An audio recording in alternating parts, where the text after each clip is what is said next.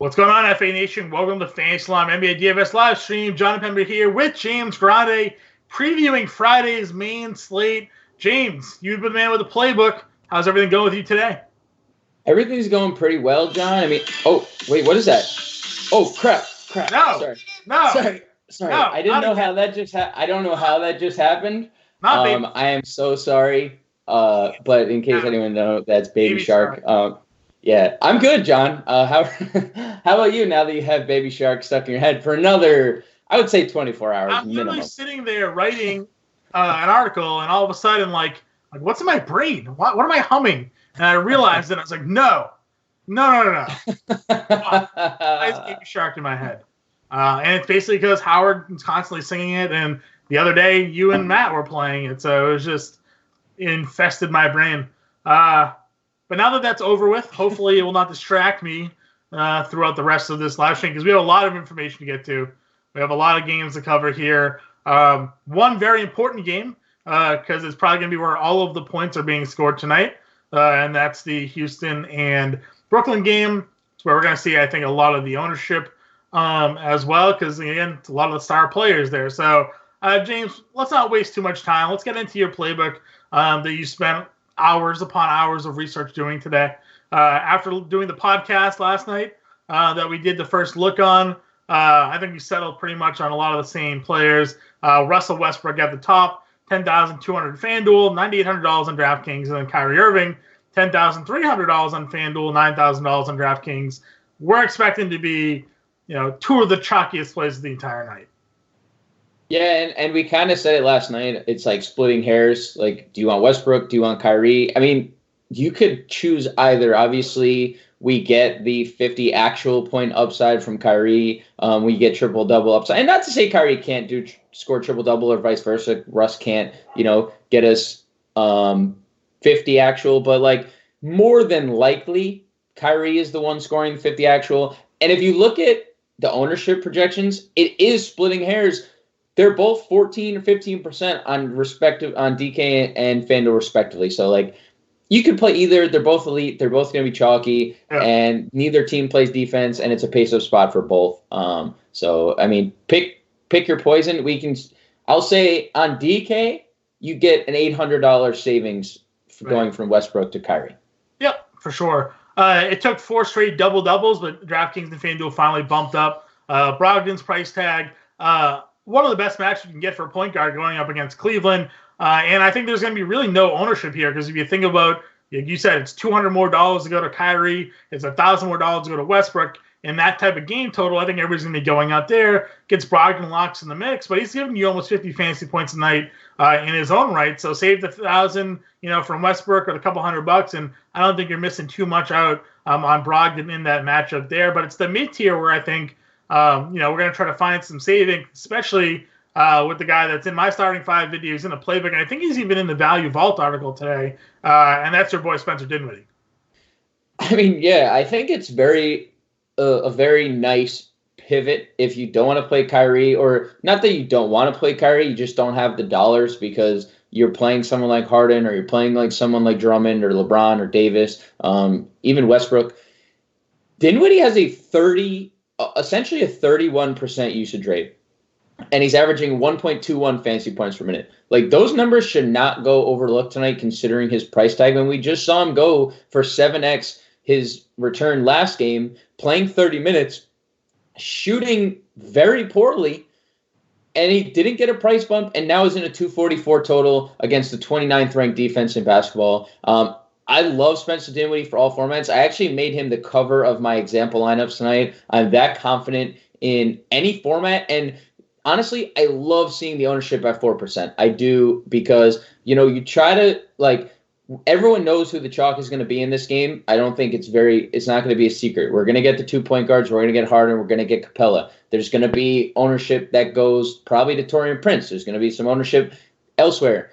Seeing Dinwiddie at 4% is such a nice way to get exposure to this game and, differentiate at the same time. So, I think I'm interested to see if it truly is 4%. Yesterday, I thought maybe we were a little bit low on ownership, but it came through, and some of the guys that were, or 2 nights ago, rather, when it was the larger slate on Wednesday, Some of the guys I thought maybe were going to be a much higher, like a Kelly Oubre, came through, and they were only like 14 or 15%, right, where I thought maybe they would have been double that. So, yeah, I mean, if our projections are on point tonight, you're getting 4% Spencer Dinwiddie, giving you pretty much 6x return so far this year on that price tag on a nightly basis down in this spot. Absolutely in love with it there. You do have Frankie Smokes on here as your value play. Just if he's starting tonight, he's going to play all the minutes, but is he someone that you're actually putting in your lineup today, James, or is he just there as like a dart throw? If you need to dumpster dive, that's what he's there for. He is a dumpster dive play explicitly. It's not like someone I'm actively looking to get into my lineups. It's also not the worst. It's not the worst play. I mean, he's someone who can play defense, so I'm not, with Kemba with the ball in his hand so much, I mean, there is opportunity for some steal upside. So maybe on FanDuel, you look to play him more than you do on DK. Yeah. Also, if he's going to play 30 minutes, I mean, the Knicks are very injured and are without a bunch of guys in their backcourt, whether they're injured or away for personal reasons. So, I mean, we're going to see 30 minutes out of him.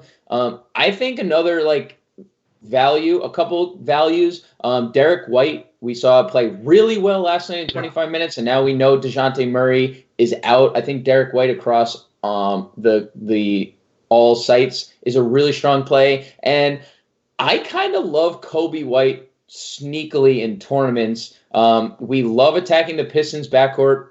It's something that we're going to do all year. And if he gets hot, we've seen it. I mean, it's a small sample, but when he's shooting well, I mean, Jim Boylan keeps him on the floor. And then when he's not, I mean, he comes off the floor. So it's obviously a tournament play, but if we get 30 minutes of Kobe White because he's shooting well, I mean, he has a 26% usage rate. I'm just saying it could be a sneaky play considering we like to attack the Pistons. Backcourt. I'm not going to argue too much there.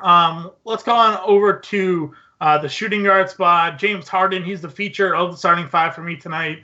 36% usage rate this year, even with Russell Westbrook. And as we talked about a lot, Westbrook actually gets off to pretty slow starts because Harden's on the floor with him and just runs the offense while he's there. When Harden comes off the floor, we see Westbrook start to pick up the fantasy production. But he went for 70 fantasy points, 59 actual in that game against Washington, which went for like 318 total there. 240 total now. Going to get, who do you think it's going to be? You think it's going to be LeVert or Harris or Irving? It's going to be like, it doesn't really matter who's going to defend them. They're not going to do a good job on it. So the price tag is what's interesting to me because he's very expensive, 11,200 at 11,000. We have his ownership as one of the highest plays of the slate.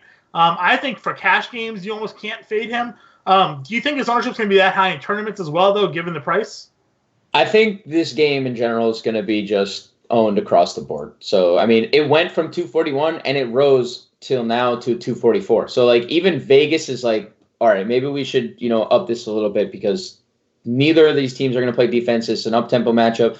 Harden, 5X is 55. He might score 55, So, I think he's just highly owned across the board tournaments. But again, don't miss out on exposure to him because you are hedging on ownership.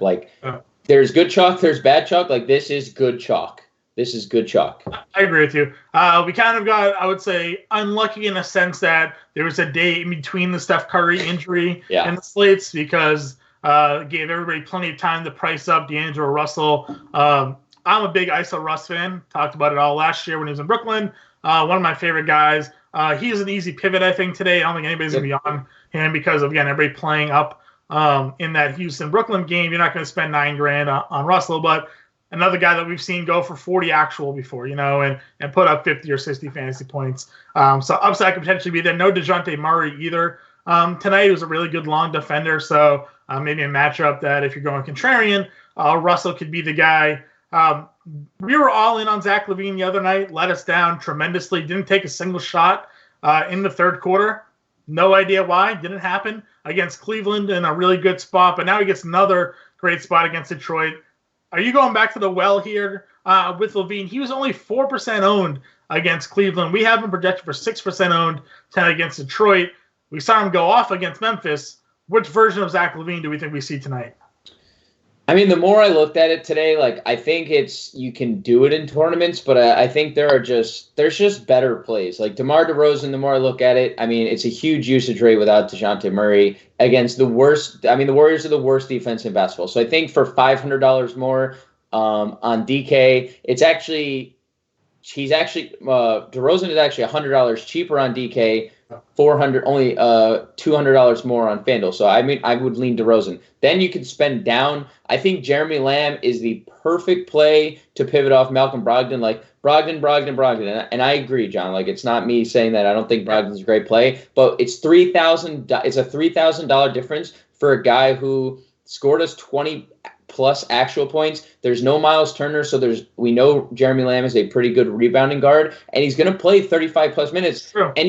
And you just talked about that matchup against Cleveland shooting guards, right? So now we have all that factored into Jeremy Lamb today. I love Jeremy Lamb for all formats, especially if he checks in at that DK ownership, which I'm not going to spoil. I hope that's true. And then Marcus Smart. I mean, again, I'm going to say it to keep the ball rolling, but nothing's ever gone wrong with Marcus Smart chalk, right, John? Nope, never happened. Not a day in our lives. Never will. Seen that fail. So Marcus Smart chalk. Exactly what we want against the Knicks, even. Now they're starting. We mentioned already Frank Ntilikina. Does he start at power shooting guard or point guard tonight? Because they had Barrett starting at point guard with Ellington in the lineup. Do they flip those? They're going to flip those. Yeah, they're going to flip those for sure. So Smart's probably getting RJ Barrett tonight, and yep, that's bad news for Barrett there. So he's probably though he had a decent game against Boston the other night, probably out of rotations tonight for sure.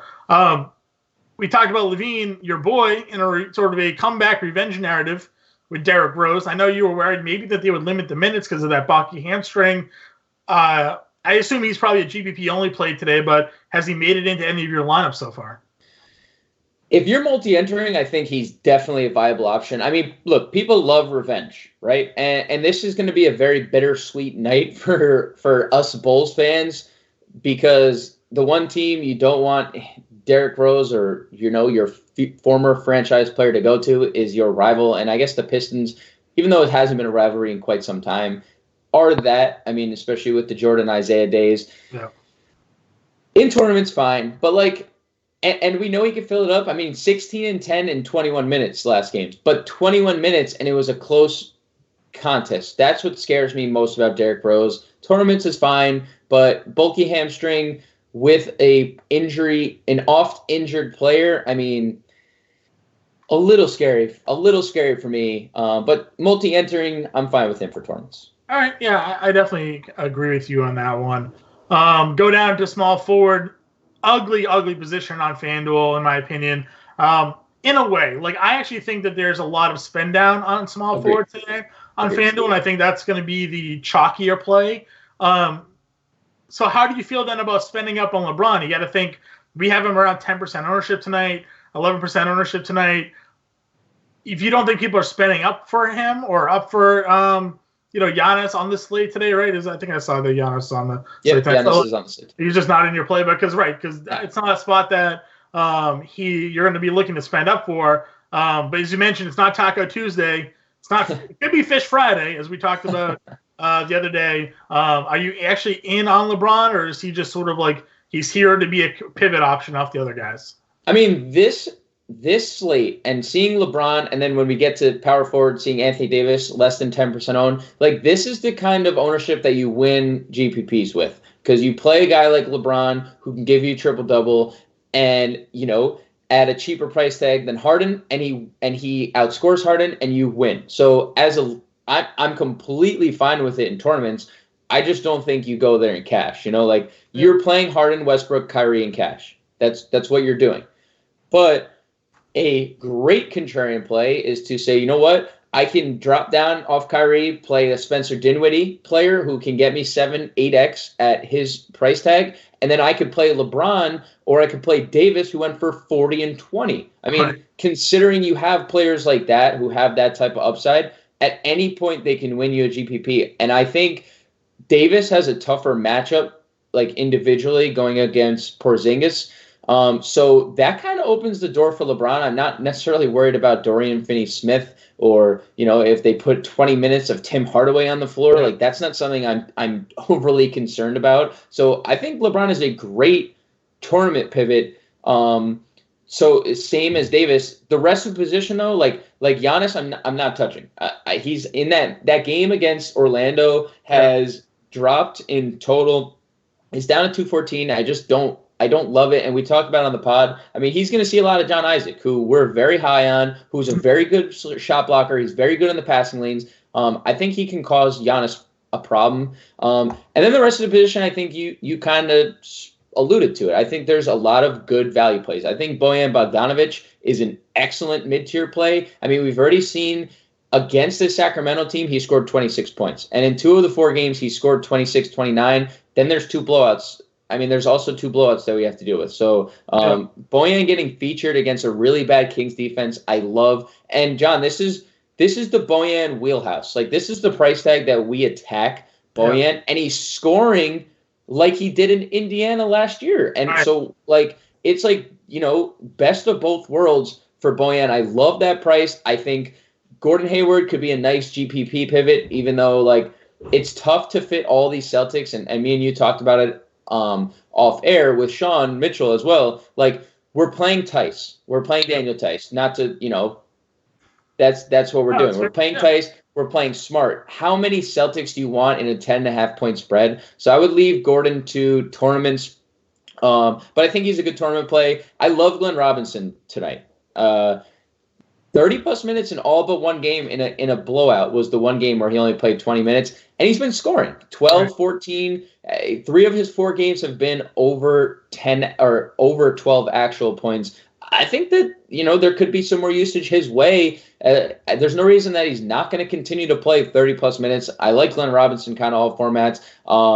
And then I think the 2 small forwards from the Brooklyn game, I think Taurean Prince is really interesting, and I think Daniel House is really interesting. And I hope everyone plays Eric Gordon. I really do, because Eric Gordon is doing literally nothing this year. I mean, you look at his peripherals, it's 1 rebound, 0 assists. 2 rebounds, 0 assists. 1 assist, 1 rebound. Like, unless Eric Gordon scores 20 actual, you're not even going to get to 5x. So I like House and Prince over both of those guys at the small forward position. And I think you can also make a case for TJ Warren from Indiana.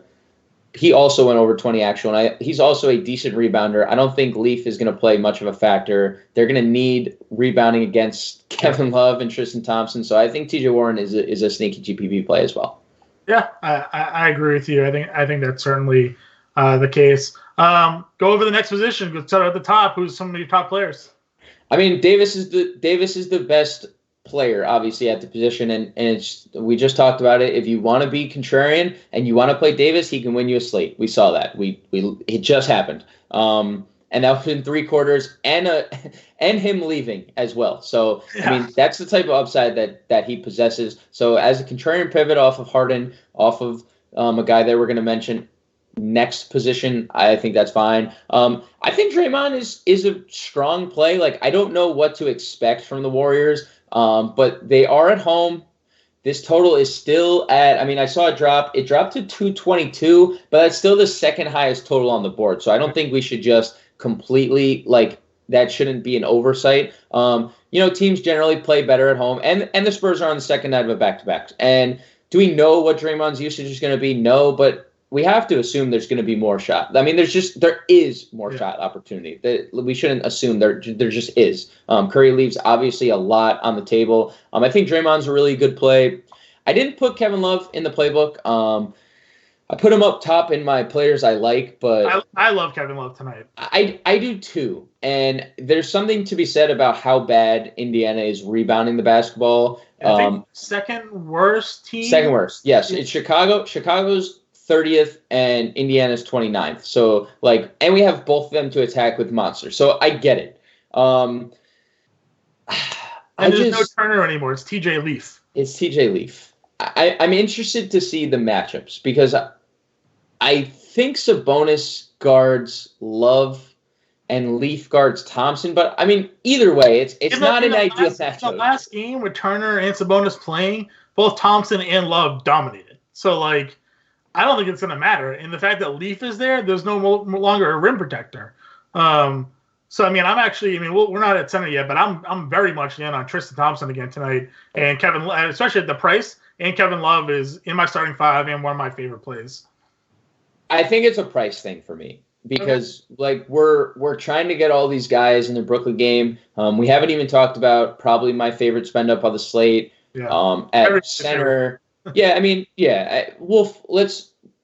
let's say favorite pivot off because I think everyone's going to play the guys, obviously. I mean, we just saw it go for 300 and some points, so like it's going to be hard to have ownership above Westbrook, Harden, Kyrie, but I mean, yeah, we have Drummond. So like it's hard for me to spend up on Love over 9,000. I don't hate it. I'm not saying I do because I do like him. I just think it's a price that I'm not going to go to. Same with Sabonis. I just don't think I'm going to go there. I'm also worried about his foul-happy nature against Kevin Love. I think that could – not that we could predict fouls, but I think that could become problematic. Okay. Now, Daniel Tice, again, he's the chalk. Play him. 50, he's going to be like 100% owned in cash games. I think this is someone that we're going to see close to like 80% owned in cash games just because of his price tag. Just because the Celtics front court depth tonight, they don't have anyone, especially with Robert Williams, the Time Lord, ruled out. So they just don't have anyone. Tice is going to play all the minutes he can handle. Now, John, I want to talk about Richaun Holmes real quick because you weren't on him on the podcast last night, and I was, and I'm having a hard time not just playing him in tournaments considering what we've seen. I mean, not just the last two games, given the expanded role, but like just throughout the last 2 years. And you're the first one to have pointed it out for the last 2 years that he needs 20 minutes to just smash. And now we're getting 30 minutes. And the downside to Richaun Holmes has always been his foul-happy nature. Well, Rudy Gobert isn't touching the ball. And there's not like a situation where I see Richaun Holmes getting handsy with Gobert or anyone in the post because he doesn't need to, because Gobert's not even going to touch the ball. Like that's just going to give Holmes the freedom to do whatever he wants offensively in the post and do what he does on the glass, attack the glass all night. I think this is a really sneaky spot, and I say sneaky after a guy who's gone for like 10x in back-to-back slates. Yeah. No, I agree. We need to know the Giles news, obviously, because I think now who's to say Giles actually makes an impact? Maybe it's Drummond or Dedmon is the one that gets the boot. The boot, right? So you're right though. The fact that Holmes is now starting finally consistently and he's producing as we expected makes it tough to ignore. The price is obviously getting up there for sure. And we do. I mean, I at least worry about Utah. I think they do cause problems for them, but I agree. I mean, I think Holmes has a high GPP floor for sure. Okay, I mean, and I'll throw like Lauri Markkanen out there for GPPs too because Detroit can't defend a lick. And Markkanen, I mean, we have a really high usage rate at 26%, and he actually is ahead of Levine in terms of fantasy points per minute for Chicago. So I think Markkanen for GPPs is an excellent play. Yep, I agree. Let's just go to center. We've kind of alluded to it the entire night. Drummond is the top dog of the slate, really. Again, in the starting five video, Chicago has a negative 11.1 rebound differential this year. I joked with you that our algorithm that does our projections had Drummond for 30 rebounds tonight. That's not out of the question, it's not out of the question. So, go ahead, talk about him. Why should he be in all lineups? We have a 30% projected ownership on FanDuel tonight. Almost 20% on DraftKings. $9,500. It seems like a steal. I mean, we've already seen 2 games of 20 rebounds.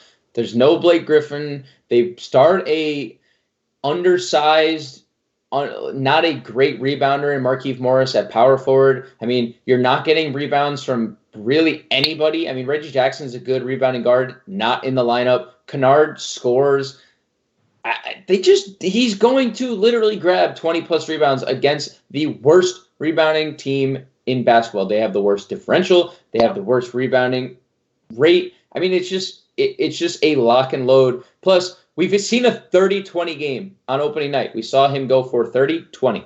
Yep. There is an obvious chance that happens again tonight. And it's unfortunate because we have two guys below him that are in also smash spots. So if they go off and Drummond has a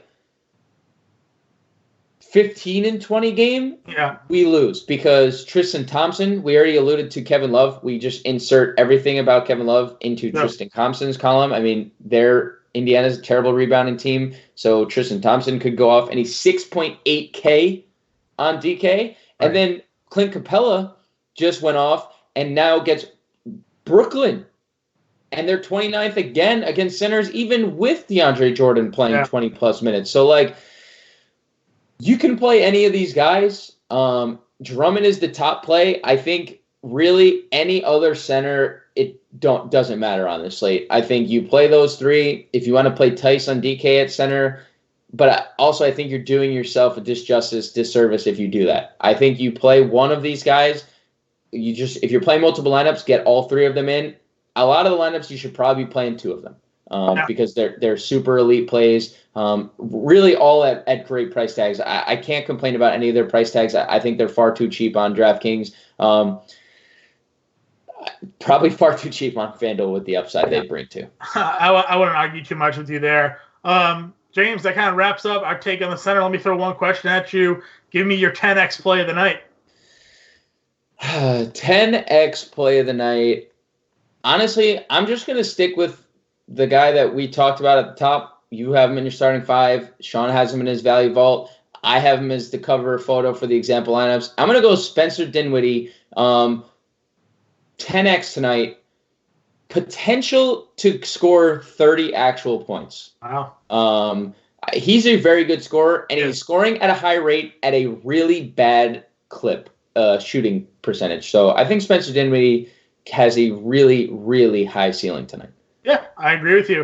All right, everybody, that wraps up the live stream. We are about 20 minutes from roster lock. We'll be in the subscriber chat. Sean's already in there answering questions. So we'll be here for you. Let's go win some money tonight. Later, guys.